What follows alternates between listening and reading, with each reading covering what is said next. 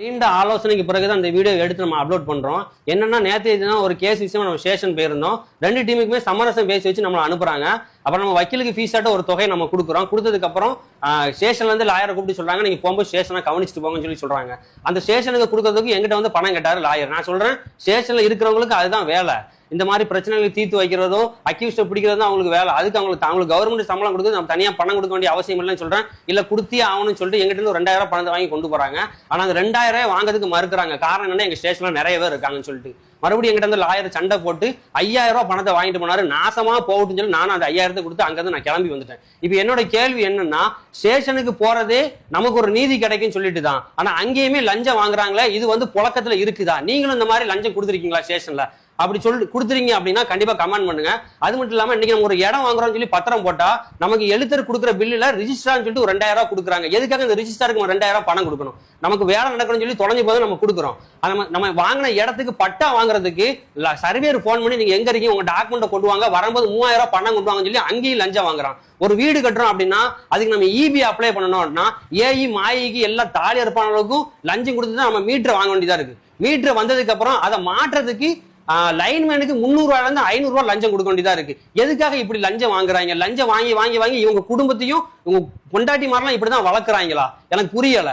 இது நான் ஒரு ரீசெண்டா ஒரு இடம் ஒன்று வாங்கியிருந்தேன். அங்க வந்து ஆல்ரெடி மீட்டர் இருந்தது. ஆனா 2 மாசம் அங்க பணம் கட்டுறேன்னு சொல்லி நான் வந்து இபி ஆஃபீஸுக்கு அப்ரோச் பண்றேன். அப்ப அவங்க சொல்றாங்க 5000 பேலன்ஸ் இருக்குறாங்க. நானும் 5000 பணத்தை கட்டுறேன். கெட்டினதுக்கு அப்புறம் மீட்டர் தரணும்ல. ஆனா மீட்டர் தரதுக்கு எனக்கு 2000 ஏஇ கேட்கிறாருன்னு சொல்லி எங்கிட்ட இந்த கேஷ் 2000 வாங்கினாரு. எதுக்காக இந்த 2000 எங்கிட்ட இருந்து வாங்கினாரு? அந்த மீட்டரை வந்து மாற்றுறதுக்கு எங்கிட்ட லைன்மேன் 500 வாங்கினாங்க. எதுக்கு இப்படி லஞ்சம் வாங்குறாங்க? லஞ்சம் வாங்கி வாங்கி வாங்கி சாவு போறாங்களா இவனுவோ? இந்த கவர்மெண்ட் இது கேட்காதா?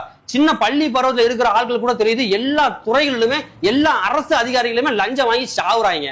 எதுக்கு இப்படி லஞ்சம் வாங்குறாங்க? இருக்கிறவன் கொடுப்பான், இல்லாதவன் என்ன பண்ணுவான்?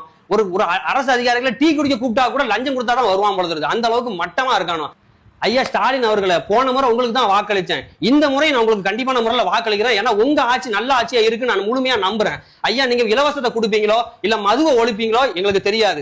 நிச்சயமான முறையில நீங்க ஒழிக்க வேண்டியது அரசு அதிகாரிகள் எல்லா துறைகளிலுமே சரி, எல்லா அரசு அதிகாரிகளுமே சரியான முறையில கண்ட மணிக்கு லஞ்சம் வாங்கி திங்கிறாங்க. இன்னைக்கு ஒரு விவோ ஆனா உடனே வீடுக்கு மறுநாளே வீடு கட்டுறான். எப்படி இந்த பணம் வருதுன்னு தெரியல. மக்கள்கிட்ட அந்த அளவுக்கு புடுங்கி சாப்பிடுறாங்க.